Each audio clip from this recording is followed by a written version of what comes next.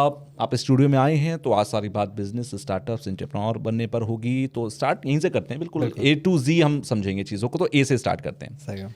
Start यहीं से करना है कि भाई एक शख्स है जो हमारे साथ अभी व्यूअर हैं और ठीक है। वो ये चाहते हैं कि जॉब में बहुत हो गया, मज़ा नहीं आ रहा, आप कुछ अपना किया जाए। ये जो अपना किया जाए वाला थॉट है ना, एक सेंटेंस, ये आपके सबके ख्याल में, बट कुछ लोग डर जाते हैं, कुछ लोग स्टेप उठाते हैं, कुछ स्ट्रेटेजी नहीं बना पाते। सही बात है। कहाँ से स्टार्ट किया जाए किसी स्टार्टअप को?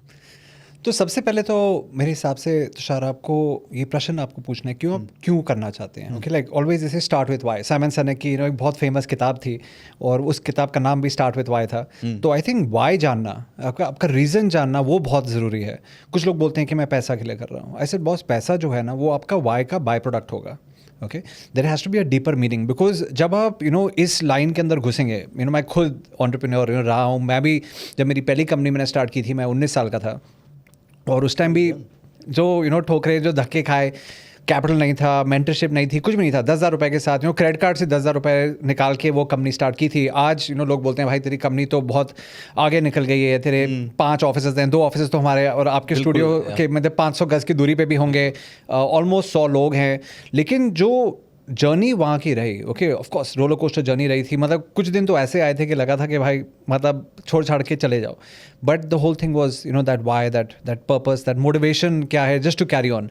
तो अगेन सबसे ज़रूरी ये है कि the first thing I always say is know your why, know your purpose, right. It's not that यार अच्छा वहाँ मैं ज़्यादा पैसे कमा लूँगा या कमा लूँगी, so that should definitely not be the purpose.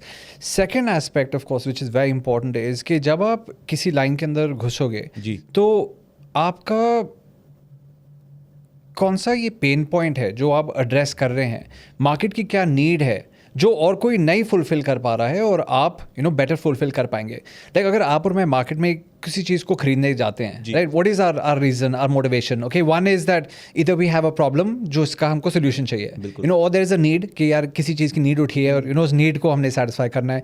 और तीसरी चीज़ है ऑफकोर्स कि कुछ लोग हैं कि मतलब वो एप्पल का शौकीन ही रहेगा because he is fallen in love with a brand, right. Apple का बंदा एप्पल ना छोड़े, सैमसंग का बंदा सैमसंग ना छोड़े और एंड्रॉइड ना छोड़े। So it's actually they fall in love with that ecosystem और that product. So I think what is very important for viewers and listeners to understand is कि अगर नौकरी छोड़ के आप कुछ चालू करना भी चाहते हैं, आपका वाई, आपका मोटिवेशन क्या है। एंड सेकंड चीज़ है कि मार्केट के अंदर उस चीज़ की नीड है, उस चीज़ की डिमांड है, क्योंकि अगर वो नहीं है और आप बोले यार, कुछ लोग मैंने देखा है कि बोलते हैं मैं खाना बड़ा अच्छा बनाता हूँ, मैं रेस्टोरेंट खोलने वाला हूँ, right? But the thing is, restaurant, bakery, they want to get into all these things just because they're a good cook. But they should not confuse passion with profession. Because अगर आप किसी चीज़ के अंदर passionate हैं तो आप passion ही रखें, hobby रखें। लेकिन अगर आप सोच रहे हो कि यार इसका तो मैं प्रोफेशन बना दूंगा, हो सकता है कि आपको वहाँ थोड़ी दिक्कतें आएँ।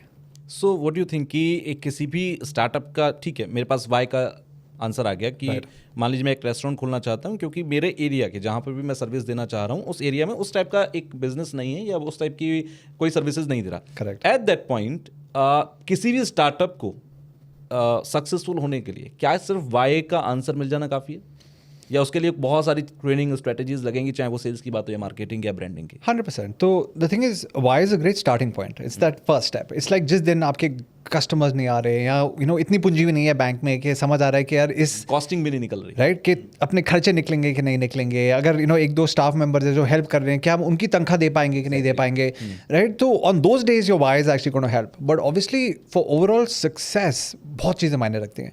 अब जैसे आपने बात की in terms of marketing, Grant Cardone, who is also my mentor, one of the best sales trainers, in the world, he would say, if people don't know you, they can't flow you, right? अगर हिंदी में बात करें, boss, जो दिखता है वो बिकता है। Exactly, right. एंड आज के टाइम में जो 2025 का जो माहौल है, बॉस, जो ज़्यादा दिखता है वो ज़्यादा बिकता है। Now obviously marketing is going to play a very big role for this. लेकिन अगर आपके पास पूंजी ही नहीं है थोड़ी बहुत मार्केटिंग करने के लिए, ऑर्गेनिक आप कितना कर लेंगे? थोड़ा बहुत तो पैसा आपको लगाना ही पड़ेगा। इंस्टाग्राम में हो गया, फेसबुक में हो गया। सपोज रेस्टोरेंट की हमने बात की तो मे बी अगर स्विगी, इंस्टामार्ट में आपको लिस्टिंग वगैरह करानी है, वहाँ थोड़ा मूव अप कराना है, तो थोड़ी तो पूंजी की जरूरत पड़ेगी ही पड़ेगी। तो marketing obviously very very important.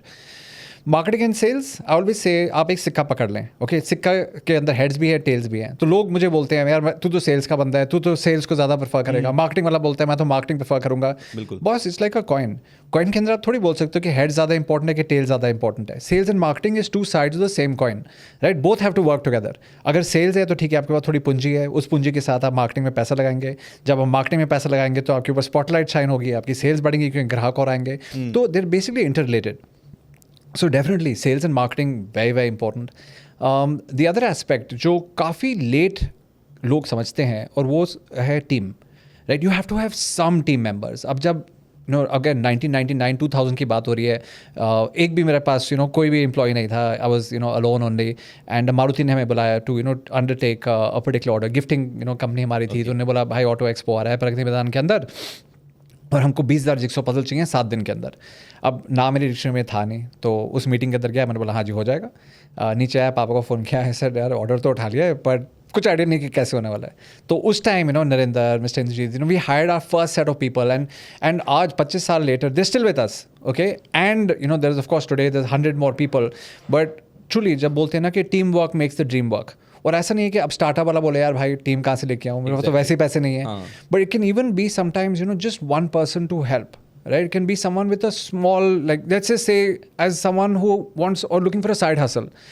और उस टाइम के बीच में और आज के बीच में जो बिगर डिफरेंशिएटर जो है कि जो गिग इकोनॉमी वाला जो सिस्टम है, राइट, आज मतलब आपको I mean, of course, AI has made it even easier, but till some years ago, अगर आपको maybe some collaterals डिज़ाइन करने थे या लोगो डिज़ाइन करने थे या क्रिएटिव डिज़ाइन करने थे, आप फाइवर पे जाते, मतलब 200 400 500 रुपए के अंदर आपका अच्छा सा लोगो बन जाता, अच्छे से कोलैटरल्स बन जाते। आज तो मतलब ChatGPT / कुछ फ्री में नैनो बनाना, मतलब वैसे ही सब, मतलब आप सब्सक्रिप्शन लो सब उसमें हो जाएगा। तो it's become even more easier, but of course you might need a helper and this could be again when I started out I remember that my brother was 4 years younger, college में था, ऐसे भाई kitchen की packing करनी है help कर दे, तो हम बैठ के किचन विचन पैक कर रहे हैं। तो फैमिली मेंबर्स हेल्प कर सकते हैं, दोस्त यार दोस्त आ रहे हैं ऐसे यार डिनर के लिए चल रहे हैं, पर उससे पहले कुछ मदद कर दे। So you can do things around that as well, but truly you will have to build a team. So sales, marketing team, these are important things. Finance is important things, but of course I'm sure we'll talk more about that as we go.